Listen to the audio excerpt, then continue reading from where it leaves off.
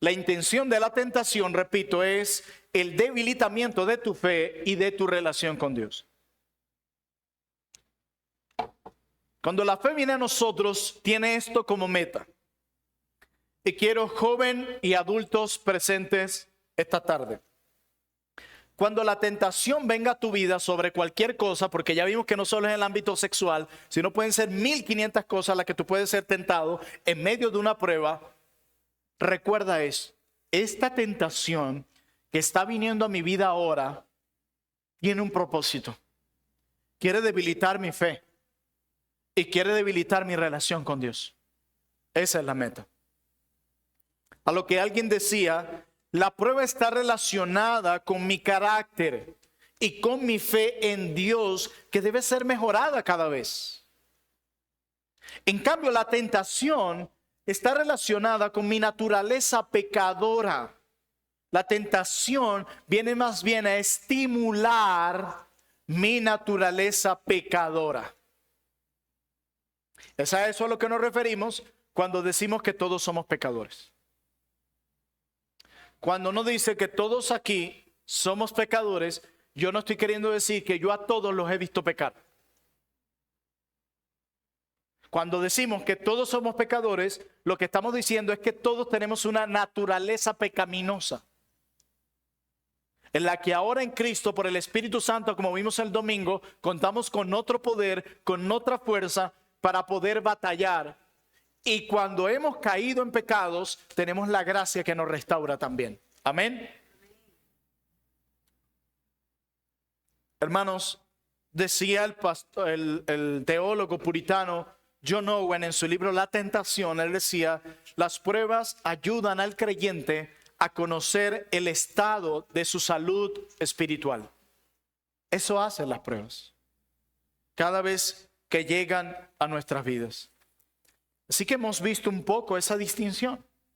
Pero yo quiero ejemplificarlo un poco más, tomando el ejemplo de un siervo de Dios. Miren, Dios puede traer una prueba a mi vida para fortalecer mi fe. Y Satanás convertir esa prueba en una tentación para que yo peque contra Dios. ¿Sí ven el punto? Dios permite o envía una situación difícil a nuestra vida con un propósito positivo y en muchos casos desconocido por nosotros. Y Satanás intenta distorsionar ese propósito divino por el cual Dios trajo nuestra prueba, transformando lo que debía ser un medio de crecimiento para nuestra fe, transformándolo en una oportunidad para que peques. ¿Cómo sucedió con Job? Si usted lee Job capítulo 1, usted se da cuenta del encuentro de Dios con Satanás, recordándonos algo que veremos hoy, que aunque Dios no es autor del pecado, Él lo permite en su soberanía. Viene Satanás y le dice, quítale todo lo que tiene a Job. Ustedes conocen la historia. Quítale todo. Quítale sus propiedades. Quítale sus recursos económicos. Mátale a sus hijos. Y verás cómo blasfema tu nombre. Verás cómo maldice tu nombre. Dios permite la prueba en la vida de Job para fortalecer su fe. Y Satanás quiere que todo esto venga a la vida de Job para que él sea tentado a blasfemar el nombre de Dios. ¿Ven la distinción? Pensemos por un momento. Tú tienes un buen trabajo. Gozas por un tiempo de estabilidad laboral. Pero llega un momento por diferentes razones que pierdes tu trabajo o decaen tus ingresos en comparación a cómo venían subiendo en los meses o años anteriores. Y Dios dice, bueno, él tiene ahora una necesidad económica porque se ha quedado sin trabajo. Pero yo quiero probar su fe, a ver si va a confiar en mí, a ver si va a seguir alabándome de la misma manera, hablando de mi nombre de la misma manera como lo hacía cuando sus ingresos iban bien. con el fin de revelar la condición de su fe, no porque Dios no sepa cómo vamos a reaccionar. Lo hace por nosotros para que nosotros podamos ver cuánto nos falta crecer y cuánto de la gracia necesitamos para con nosotros y para que experimentemos la generosidad de Dios que está siempre dispuesto a darnos de su amor, fortaleza, gracia y misericordia. ¿Estás en esa situación? Pero viene Satanás y él necesita convertir esa prueba en una tentación para pecar. Y viene y te muestra una manera de ganar dinero que es ilícita para que tú peques. O viene Satanás y te susurra al oído, Dios no te ama. Tu Dios no es poderoso. Porque si lo fuese, ya te hubiese provisto el dinero que necesitas y más. ¿No es tu Dios el dueño del oro y la plata? Y Satanás quiere tentarte como a Job a que blasfemes el nombre de Dios. Y a veces esos susurros no vienen de forma literal en el sentido de que Satanás mismo no desciende a la tierra para susurrarte al oído, sino que usa sus instrumentos. Sí, Satanás también tiene sus instrumentos. Así como Dios en Cristo tiene su ejército, Satanás también tiene el suyo.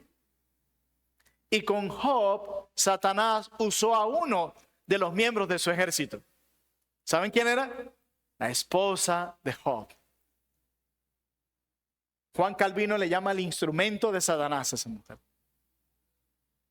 Y ella es usada como un instrumento para proponerle a Job precisamente lo que Satanás le dijo a Dios que iba a pasar con Job cuando le quitara todo. Va a maldecir tu nombre, quítale todo. ¿Y qué le dice la esposa de Job a él? Le dice, maldice el nombre de Dios y muérete tú también.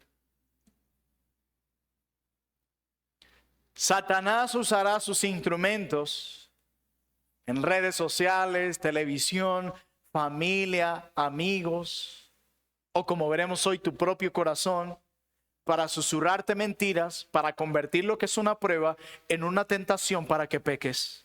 Por favor, no cedas. Por eso decía John Owen, y vuelvo y lo cito, la clase de tentación usada por el diablo es siempre un intento de persuadir de alguna forma a la persona a pecar. Ese es su intento. Satanás no tiene como meta pasearse como una sombra a las 12 de la noche por la sala de tu casa. La meta de Satanás no es dejar caer los vasos de tu fregadero para asustarte. La meta de él es llevarte a pecar. Si él lo hace, lo ha logrado todo. Nunca ves en la Biblia a Satanás haciendo esta cosa de astucias para asustarte a las 12 de la noche. Si no lee el Evangelio según Mateo, cómo se aparece de nuevo a Jesús y lo vuelve a tentar, el diablo mismo, y no para asustarlo con una sombra o tumbando cosas, piedras en medio del desierto donde estaba Jesús. No, cada propuesta que Satanás le hizo a Jesús en el desierto tenía una meta. Igual, la misma, llevarlo a pecar. Satanás no ha cambiado sus estrategias, es el mismo, es tan tonto, es tan inútil que no puede crear estrategias nuevas. Por eso ninguno puede caer en su astucia. Así que hemos visto un poco de la definición de la tentación. Ya hemos dicho anteriormente que es un estímulo que induce el deseo hacia algo, especialmente hacia algo prohibido hacia Dios. Y entre lo prohibido por Dios está la falta de fe, está la incredulidad, está la envidia, la murmuración, el resentimiento, la amargura, el descontento. Así que pueden ser muchas las áreas en las que puede ser tentado. Ya hemos visto la diferencia entre prueba y tentación. Cómo Dios trae la prueba para fortalecer nuestra fe y nuestra relación con Él. Y cómo Satanás trae para que cedamos a la tentación para debilitar nuestra fe y nuestra relación con Dios. Así que en segundo y último lugar veamos el origen de la tentación.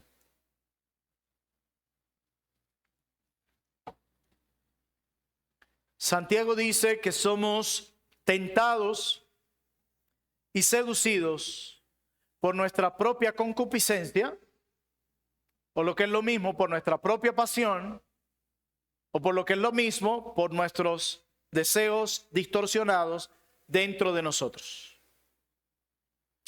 Hermanos, todos tenemos deseos que son naturales, que aunque no son pecaminosos en sí mismos, pueden ser corrompidos. Y como decía C.S. Lewis en un libro, Cartas del Diablo a su sobrino, que le invito a leerlos, nos recuerda en una conversación de Satanás con su sobrino de inventar nuevos deseos. Y Satanás le dice, no, nosotros no hemos inventado ningún nuevo deseo. Nosotros lo que hacemos es distorsionar, parafraseando la historia, los deseos que Él, o sea, que Dios ya creó. Él lo que toma es lo bueno de Dios, intenta distorsionarlo. La sexualidad, la comida, la bebida, etcétera, etcétera. Toma cada una de esas cosas e intenta corromperlas. Y mire lo que dice el versículo 13 de Santiago 1. Cuando alguno es tentado, no diga que es tentado de parte de Dios, porque Dios no puede ser tentado por el mal, ni Él tienta a nadie. Como decía un siervo de Dios, esto es importante recordarlo, porque todos nosotros tenemos un PhD en autoexoneración. No, eso no es mi culpa.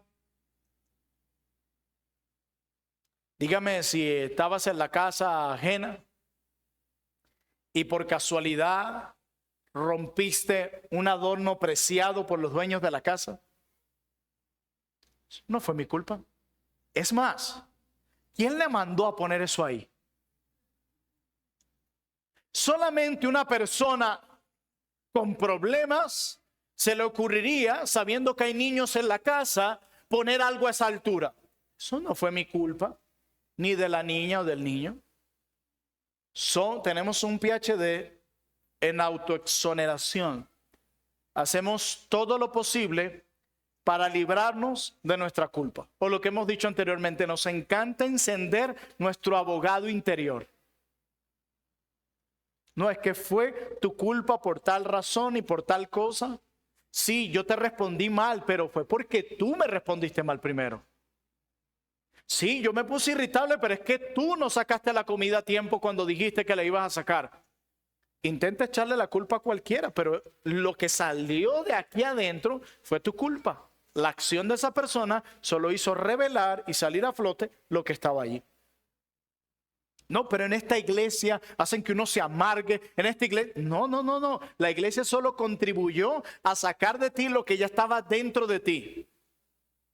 Probablemente, no sé, tú sales de una iglesia descontento por miles de razones y andas comentando con otros, mira, fulano me trató mal, que esta gente tiene una cosa tremenda.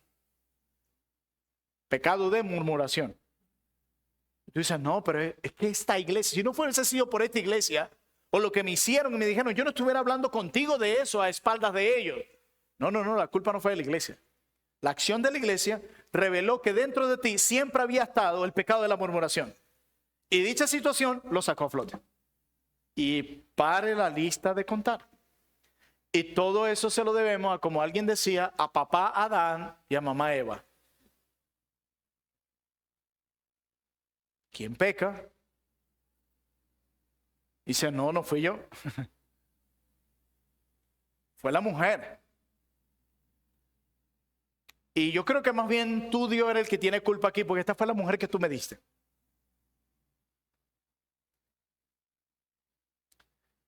Pero el texto dice que Dios no tienta a nadie. Y ya vimos que la tentación tiene como propósito llevarnos a pecar. Nosotros servimos a un Dios santo. A un Dios perfectamente santo. Y eso es lo que diferencia a nuestro Dios entre una de muchas cosas del resto de los demás dioses de este mundo. Ningún dios, ningún santo en una estampita se puede decir que es santo, santo, santo. De ninguno al cual hoy le ponemos velas a nuestro alrededor se puede decir que nunca pecó. De ninguno, solo de nuestro Dios, quien es santo, santo, cuyos ojos son puros y que aborrece el pecado. Por lo tanto, no puede nunca llevarnos a pecar. Así que la respuesta a esa pregunta de quién viene la tentación radica en el carácter de Dios mismo. Él es santo. Así que todo viene de deseos naturales y correctos, pero corrompidos. Por ejemplo, el hambre es un deseo natural que Dios puso en nosotros para nuestra supervivencia, para sobrevivir. Pero puede convertirse en glotonería, lo cual es un pecado también y del cual se habla poco en las iglesias. La obesidad es un pecado. Los puritanos decían, todo lo que esté hinchado está enfermo. Y eso lo ignoramos. Podemos enfocarnos en miles de pecados. Mucha gente puede terminar disciplinada de sus iglesias por miles de pecados, pero nunca por estos. Eso es interesante. Por ejemplo, el deseo sexual es parte de nuestra creación y sin él ni siquiera existiéramos, ni pudiéramos cumplir el mandato del Señor de multiplicarnos. Un mandamiento, por cierto, que sigue vigente para todos, en especial para aquellos que quieren ir al matrimonio, pero tú te sientas con ellos y les preguntas, y cuéntame, ¿para cuándo los hijos? A veces no saben ni qué responder. Así como es pecaminoso entrar en una relación de noviazgo sin ir miras al matrimonio, de la misma forma se convierte en algo pecaminoso y caminar al matrimonio sin mirar hacia formar familia. Así que el deseo sexual es bueno, pero fuera del matrimonio se convierte en lujuria, en pecado. Buenos deseos corrompidos. Necesitamos entender, mis amados hermanos, que dentro de nosotros hay inclinaciones que cuando se encuentran con la tentación pueden llevarnos al pecado. Voy a repetir esto. Debemos recordar que dentro de nosotros hay inclinaciones aquí, deseos, pero muchos de ellos corrompidos, que cuando se encuentran con la tentación pueden llevarnos a pecar. A veces es bueno en un sentido cuando hay el deseo de pecar, pero no está la tentación para llevarla a cabo. Pero qué terrible cuando hay el deseo de pecar y la oportunidad para ser tentado. Alguien decía que la tentación lo que hace es revelar mis deseos internos, algo que ya estaba ahí. Por ejemplo, lo voy a ilustrar como alguien lo dijo, pero en mi contexto. Jamás tú me vas a tentar a mí comiendo calabacín y un jugo de guanábana. Jamás. Pero ¿saben qué es terrible? Cuando estoy en un lugar y pasa el carrito de postres. Nos suenan esas rueditas y ves el tocinillo del cielo, tres leches, marquesa. Ya se me aguó la boca.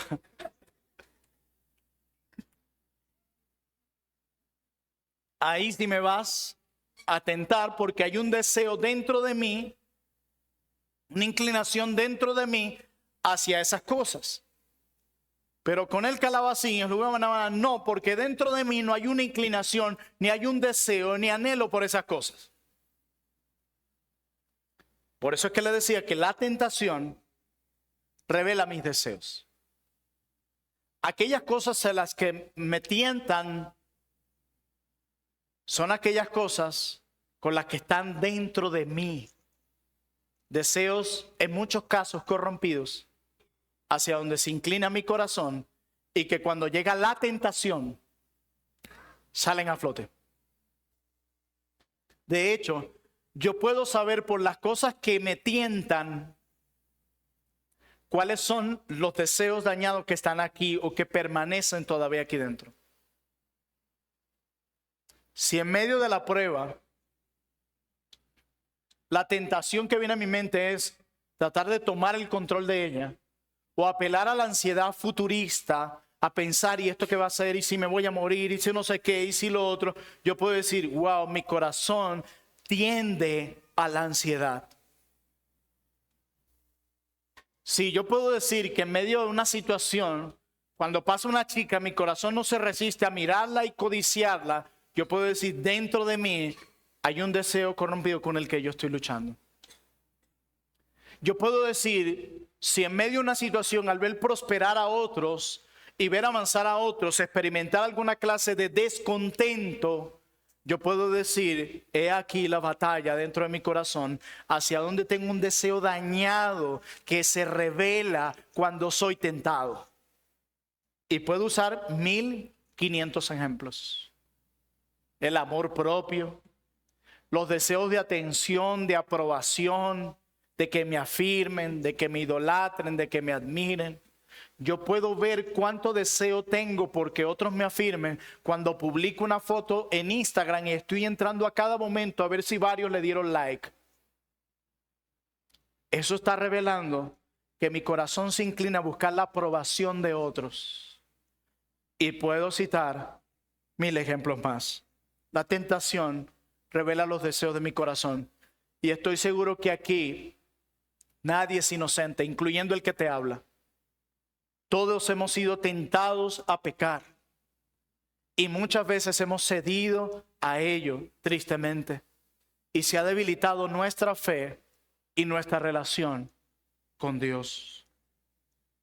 Ahora bien, algo importante que quiero decir para ustedes. La tentación no equivale al pecado. ¿A qué me refiero? Estar tentado o estar siendo tentado no significa que hayamos pecado. Ya que algunos cristianos entienden que cuando están siendo tentados hacia algo, en medio de la prueba que mencionamos, creen que ya por eso ya pecaron. No. Y el pastor Miguel Núñez dice así, hay creyentes que hablan de una lucha continua con el pecado, pero no saben distinguir lo que es entrar en tentación de lo que es pecar. Y tenemos que distinguirlo. Porque el verdadero pecado está en ceder a la tentación, no en ser tentado en sí. Y esto me ayuda a explicar mucho mejor lo que voy a exponer sobre aquello que nosotros llamamos la lucha contra el pecado.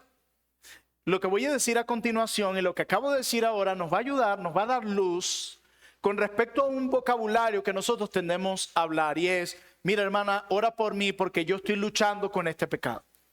Ora por mí porque yo estoy luchando con tal pecado. Eso no debe asombrarnos porque todos los creyentes, lo vimos el domingo, están en una lucha con sus propios pecados. La pregunta no es si estás luchando contra el pecado, sino con qué pecado te ha tocado luchar a ti o con cuáles pecados te ha tocado luchar a ti. Preocúpate más bien cuando alguien que se llama cristiano diga yo no lucho con ningún pecado. Ahora bien, ahora voy a explicar para que podamos entender mejor a qué nos referimos o qué es lo que deberíamos dar a entender cuando decimos estoy luchando con tal pecado. Mira, si tú estás luchando con una tentación, tú no estás pecando. Por ejemplo, pastor, en cada prueba, en cada situación, siento la tentación de caer en el descontento, en la depresión, en la ansiedad, etcétera, etcétera. Eso no es pecar. O pastor, cada vez que viene una joven, viene en mí desde el interior la tentación de querer verla y codiciarla. Eso no es pecar. La tentación en sí, sentir esa tentación no es estar pecando. Tú estás luchando contra un deseo que tú sabes que no glorifica a Dios, que no es puro y que no es correcto. Pero pecar es dejar de luchar. Pecar es ceder a la tentación. Por ende, si tú estás cediendo constantemente a la tentación que viene contra ese pecado y estás pecando de esa forma y de esa forma, no lo llames estoy luchando con el pecado. Son dos cosas muy distintas. Lo que deberías decir es, hermano, ora por mí porque estoy cediendo constantemente ante ese pecado. Ayúdame a luchar contra ese pecado que no honra a Dios. Pero no digas que estoy luchando con ese pecado si constantemente lo que estás haciendo es cediendo ante ese pecado. Si tú estás experimentando esa tentación, esa batalla en medio de la tentación, a pecar de esa forma sin ceder, eso no es pecar, tú estás luchando. Ahí sí podemos decir, estoy luchando con eso. ¿Se entiende? Así que el origen de la tentación, como dice Santiago, dice el verso 14, sino que cada uno es tentado cuando de su propia, puedes subrayarlo, cuando de su propia concupiscencia es atraído y seducido. Tenemos un enemigo y está dentro de nosotros. Y no nos dejará en paz. Nuestra batalla contra él solo terminará cuando Cristo regrese en gloria. Y les digo esto ¿por qué? Porque he visto muchas iglesias que han perdido de vista la gracia cuando sus hermanos pecan. Y debemos ser una iglesia que manifieste, exprese y brinde a otros aquello que ha recibido de Dios. Gracia. No simplemente una iglesia que sea hábil en señalar el pecado de sus hermanos, sino una iglesia que también sea buena en mostrar gracia al pecador y restaurarlo. Si hay una petición que yo tendría para mi iglesia es esa, incluyéndome. Señor, ayúdame. Señor, ayúdanos a ser una iglesia que no solo se indigna contra el pecado, sino que muestra gracia, misericordia y compasión al pecador arrepentido. Porque el mismo pecado que cometió él o ella, yo soy capaz de cometerlo. Y que podamos ayudar a nuestros hermanos a luchar contra el pecado, pero también a luchar contra estas tentaciones. Alguien decía que es imposible que logremos la victoria contra el pecado si primero no aprendemos a manejar bien cómo lidiamos con la tentación. Porque es allí donde comienza todo. Es allí donde empieza todo. Quisiera decirle algunas cosas para cerrar. Quisiera animarlos a identificar áreas de vulnerabilidad personal en cada uno. Que cada uno identifique qué momentos, qué situaciones, qué personas, qué circunstancias los ponen en un estado de vulnerabilidad que los lleva a pecar. Tómense tiempo para hacer una evaluación honesta. Yo lo voy a hacer y espero que cada uno de ustedes lo haga también. Que podamos preguntarnos con honestidad: ¿cuáles son mis tentaciones recurrentes? ¿Hacia dónde tienen que inclinarse mis deseos? ¿Hacia dónde soy tentado, tentada? ¿Hacia la lujuria, el descontento, la amargura, el resentimiento, las palabras hirientes, la envidia, la murmuración, el chisme, los malos pensamientos? Y pare de contar. Pregúnteselo con honestidad. Usted se conoce. Y si hay áreas que usted considera en las que no tiene tanta claridad, pregúntele a alguien que lo conoce. Y en oración pida al Espíritu Santo que le dé los ojos para ver lo que hay en su propio corazón. Pregúntese también: ¿en qué momento soy más vulnerable? En los momentos que he dejado de leer las Escrituras, en los momentos que he pasado varios días sin orar, son los momentos en los que he apreciado más discusiones pecaminosas con mi esposo, con mi esposa, con mis hijos. En los momentos que he pasado menos tiempo con el Señor, son los momentos en los que reacciono con mayor incredulidad cuando la dificultad llega a mi vida. ¿En qué momento soy más vulnerable cuando mi conocimiento teológico del carácter de Dios es más débil? Es cuando tiendo a perderlo de vista en el momento de las tinieblas, del dolor. ¿Qué situaciones, lugares o relaciones debilitan mi resistencia ante esa tentación?